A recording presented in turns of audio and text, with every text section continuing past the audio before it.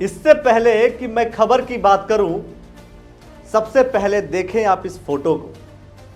अगर आपको इस फोटो में कुछ दिख रहा है तो ठीक है, और अगर नहीं तो हम आपको बता देते हैं। हो सकता है इस फोटो में बहुत से चेहरे आपके लिए जाने पहचाने हों, लेकिन थोड़ी सी जान पहचान हम भी आपको करा देते हैं। इस फोटो में खानपुर के विधायक उमेश कुमार जी हैं और उनके साथ खड़े हैं बसपा के उत्तराखंड प्रभारी इमरान मसूद जी। अब बात शुरू करूं इससे पहले आपको लेकर चलते हैं ठीक 8 साल पीछे। दावेबाजी करने को कोई कुछ कर ले, नरेंद्र मोदी से कौन लड़ेगा? इमरान लड़ेंगे जो ठोक के जवाब देना चाहते हैं। वो गुजरात समझ रहा 4% मुसलमान है गुजरात में, यहाँ 42% मुसलमान है, यहाँ गुजरात बना दे। तो देख लिया आपने? अरे देखने के साथ साथ आपने बातें भी सुन ली होंगी। कैसा लगा? अपने मन की बात आप बता दीजिए, कैसा लगा? हो सकता है सबके अपने अपने देखने के नजरिए हों, लेकिन मैं आपको बताता हूं कि ये वो इमरान मसूद हैं जिन्होंने नरेंद्र मोदी को दी थी जान से मारने की धमकी, जिनके ऊपर 8 संदिग्ध धाराओं में मुकदमे दर्ज हैं। हालांकि बहुत से राजनीतिज्ञों का यह भी कहना है कि जितनी धाराएं, जितने केस, जितने मुकदमे, अरे ये तो गहने हैं, जितने बड़े नेता ये गहने हैं। तो इन गहनों का इस्तेमाल कौन कितना करता है इसके बारे में अभी जिक्र करने की आवश्यकता नहीं। मैं बात कर रहा हूं इमरान मसूद जी की। ये वही इमरान मसूद हैं जो पहले कभी कांग्रेस में थे, कभी सपा में थे और आज फिलहाल बसपा में हैं। मैंने फिलहाल क्यों कहा, आगे का पता नहीं। अब आइए बात करते हैं इसी फोटोग्राफ्स के दूसरे जनप्रिय नेता, जनता गैराज वाले। ये शब्द अक्सर अगर आप खानपुर विधायक के बारे में जिक्र करेंगे तो ये शब्द उनके बारे में सोशल मीडिया पर लिखे जाते हैं। तो मैंने कहा आपसे, ये हैं जनप्रिय नेता, जनता गैराज वाले, खानपुर विधायक पत्रकार उमेश कुमार जी। ऐसा कौन है जो इन्हें नहीं जानता? छोटे बच्चे को मुस्कान देने से लेकर मुख्यमंत्री के कुर्सी हटाने तक का कार्य उन्होंने तसल्ली बख्श किए हैं। तसल्ली बख्श यानी कि जहां पर कोई बख्शीश नहीं हुई। खैर, एक बात याद आ गई बख्शीश से कि राशन डीलरों के ऊपर कुछ बख्शीश, खैर छोड़िए, इसके बारे में मैं आपसे बाद में बात करूंगा। लेकिन अब आते हैं इस राजनीतिक माहौल को लेकर के। क्या इन सभी विषयों को लेकर के राजनीतिक माहौल क्या चल रहा है? कुछ समय पहले गुज्जर नेता चौधरी राजेंद्र सिंह जी के साथ नजर आए और अब उमेश कुमार जी किसके साथ नजर आए?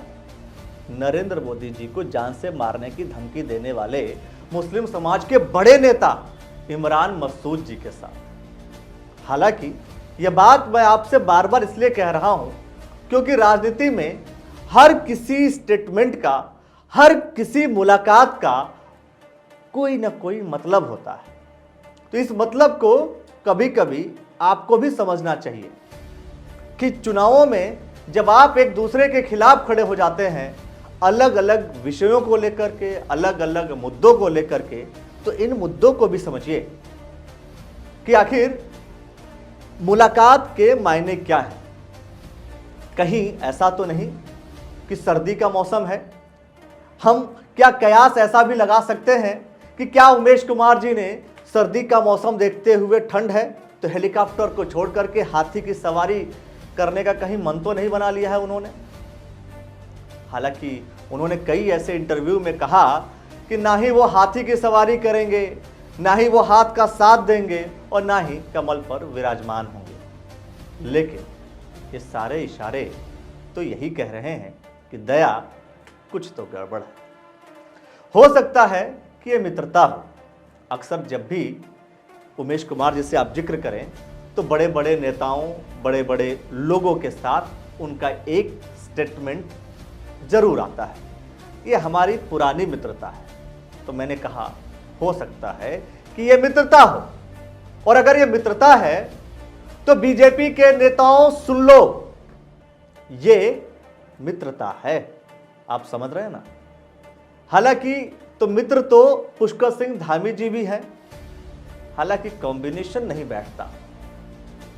एक तरफ मित्र भारतीय जनता पार्टी के सरकार, भारतीय जनता पार्टी की उत्तराखंड की सरकार, भारतीय जनता पार्टी के उत्तराखंड के मुख्यमंत्री पुष्कर सिंह धामी जी के साथ मित्रता, तो दूसरी तरफ मित्रता इमरान मसूद जी के साथ। मतलब ये किस तर्क पर आधारित है, किस बेस पर आधारित है, यह मित्रता क्या कही जाएगी, यह मित्रता किस आधार पर है, ये आप सोचिए। हम मान लेते हैं कि इमरान मसूद जी के साथ बहुत अच्छी दोस्ती है, तो क्या ये दोस्ती 2024 वाले चुनाव में, समझ रहे हैं आप, 2024 वाला चुनाव, कौन सा चुनाव, सांसद, जी हाँ, जिस समय आप प्रधानमंत्री बनाएंगे, तो 2024 वाले चुनाव में क्या काम आएगी। और उमेश कुमार जी को ये वाली दोस्ती सांसद बनाएगी। और अगर मित्रता है तो कैसी मित्रता, कि मैं अपने मित्र से मिलूं और अपने मित्र से मिलने की बात या फोटो फेसबुक पेज पर न डालूं, जबकि उमेश कुमार जी हर एक स्टेटमेंट कहीं ना कहीं फेसबुक पर कह ही देते हैं। तो क्या यह मित्रता छुपाने वाली है कि आप छुपाएंगे, किसी को कुछ नहीं बताएंगे, लेकिन कैमरा है, कैमरे की निगाहें तो हर जगह है। डिजिटल युग में फोटो अपलोड नहीं हुई, मीडिया तो यह भी सवाल जरूर पूछेगी। कहा यह जा रहा है कि ये कुछ घंटों की गुफ्तगू हुई। अब इस गुफ्तगू के बारे में बहुत सी बातें तो सामने नहीं आई, तो फिर सोचिए कि आखिर इमरान मसूद आए होंगे तो क्या कहा होगा उन्होंने। कहीं यह तो नहीं कहने आए कि माना कि तेरी दीद के काबिल नहीं हूं मैं, माना कि तेरी दीद के काबिल नहीं हूं मैं, तो मेरा शौक तो देख, मेरा इंतजार तो कर।